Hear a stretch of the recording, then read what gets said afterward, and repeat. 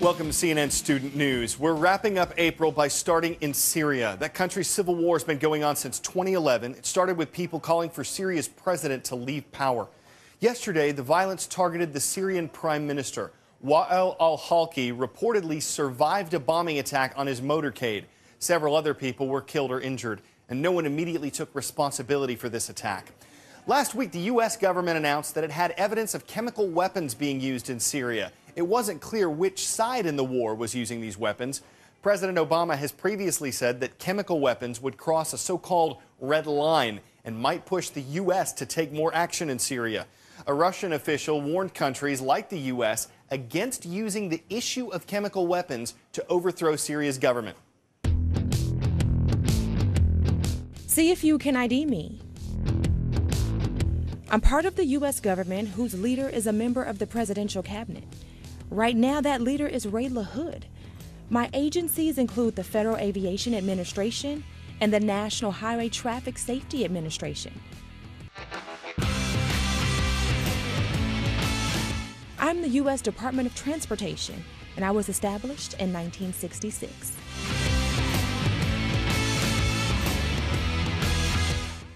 Secretary LaHood has run the Transportation Department for 4 years, but in January he announced his plan to step down along with some other cabinet members.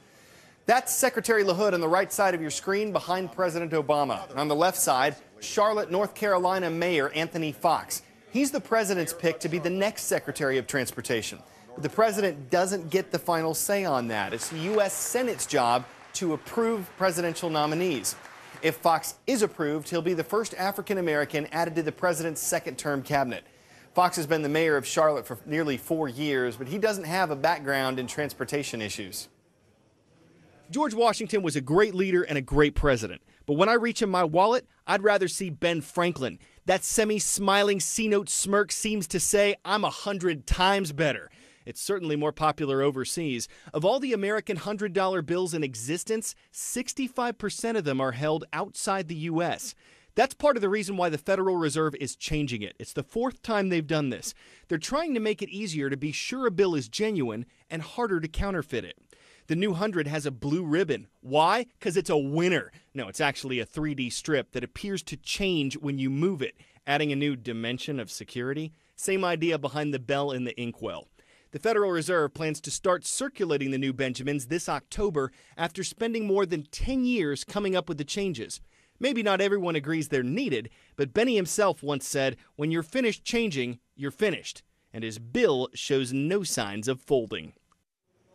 All right, next up today, Jason Collins. He did something yesterday that hasn't happened in the NFL, NBA, NHL, or MLB. He announced that he's gay. Collins has played in the National Basketball Association for 12 seasons. Other athletes have said they're gay after they've left pro sports. But Collins is the first one to do that as an active player. Here's some of what he wrote in the magazine article where he made his announcement. Quote, I didn't set out to be the first openly gay athlete playing in a major American team sport. Since I am, I'm happy to start the conversation.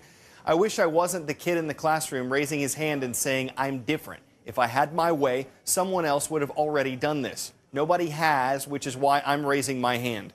One of Collins' former teammates was asked about yesterday's announcement. For Jason, he felt it was the right time, the right place, the right situation. He felt comfortable enough in his skin. At the end of the day, man, I did a lot of work in the community with him. He's a great guy in the community. He's a great teammate, a great locker room guy. And so at the end of the day, his sexual orientation doesn't matter to me. As a guy who's been interested in player development, on Twitter, it seems like most players are very supportive, very encouraging. So are you not surprised by that? No, man. I mean, this is a brotherhood. It's a small fraternity of NBA ball players, and we all go through different challenges. We all come from different backgrounds, different settings, different countries, different religions, different races, etc. And this is just another testament to David Stern and the work that he's done in our NBA, because we're a brotherhood, and at the end of the day, if one of our brothers go through something, we want to be there to support them. How ready do you think the NBA and NBA players are for this subject matter in the locker room situation? Yeah, well, I'm not sure. I think there's always going to be ignorance in every platform. I think there's always going to be, some reservations, because, for whatever stigma comes along with that. What's your take on this? We've got a new blog post at cnnstudentnews.com. It's where you can share your thoughts on Jason Collins and his announcement. Today's shout out goes out to Mr. Green's class at Mojave High School in North Las Vegas, Nevada, who wrote the iRobot collection of short stories. You know what to do? Was it Isaac Asimov, Edgar Allan Poe, Ray Bradbury, or Will Smith? You've got 3 seconds. Go.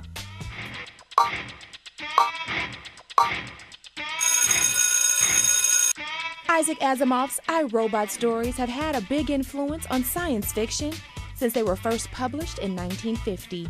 That's your answer, and that's your shout out. Asimov was known for combining science fact with science fiction. The robots in this mechanical melee are the real deal. This is the first robotics competition. First meaning for inspiration and recognition of science and technology. More than 10,000 students from around the world came to St. Louis, Missouri to show off their engineering abilities.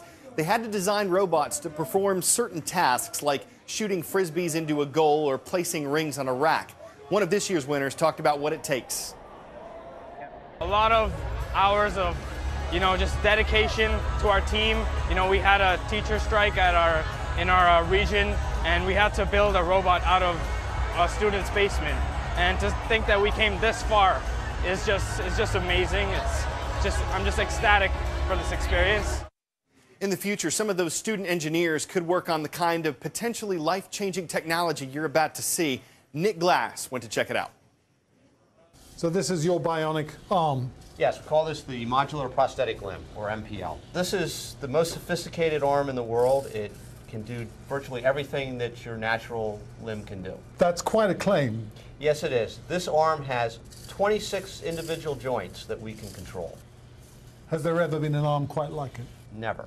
So this arm is intended to work with your brain just like your natural arm works. The bionic arm weighs much the same as a normal one, about 9 pounds, and it can mimic pretty much anything a normal hand can do, has almost the same dexterity. 26 joints, 100 sensors as we've been told, also 17 motors and a tiny computer built into the palm of the hand. The effect is almost musical. It was time to have a go myself, to slip on a special glove with sensors linked up to the bionic arm. How like my real arm and hand is this? It can do virtually anything that you can do with your natural hand. Okay, and you can move your wrist, right? It's very fluid. My goodness, I could wave like the Queen. That's right. You can think about things like, playing the piano eventually, doing very complex types of things. You imagine someone with bionic arms playing the piano? I think we'll get there someday. We're not there yet, but we'll get there. Do you feel privileged? Oh yes, very privileged. Very privileged to be able to do this, to show, any upper amputee person, what they'll be able to do. What's coming their way. It's not going to be, way in the future. The future's coming now. Want to see your favorite teacher mentioned on CNN Student News? You'd better get moving. Teacher Appreciation Week is next week. The deadline to send us your Teacher Appreciation iReports is this Friday. Get all the details by checking out the link in the resources box of our homepage. And teachers, we want you to visit that box too. It's where you'll find a link to share your thoughts on today's show. Finally today, an illuminating story out of Italy. See that orange glow in the background of this video? That's not a light show or special effects display. It's a tower of lava that's hot. This is Mount Etna, the highest active volcano in Europe. Active is right. This is the volcano's 13th eruption this year. Experts say it won't cause any problems for local towns or residents, but it might be kind of difficult to ignore, especially for our viewers there. If you're talking to someone when the local mountain just bursts into fire, it might be a viable interruption. Think you could ignore it? Nah, that lovely story is going to flow right into us saying goodbye. Have a great day.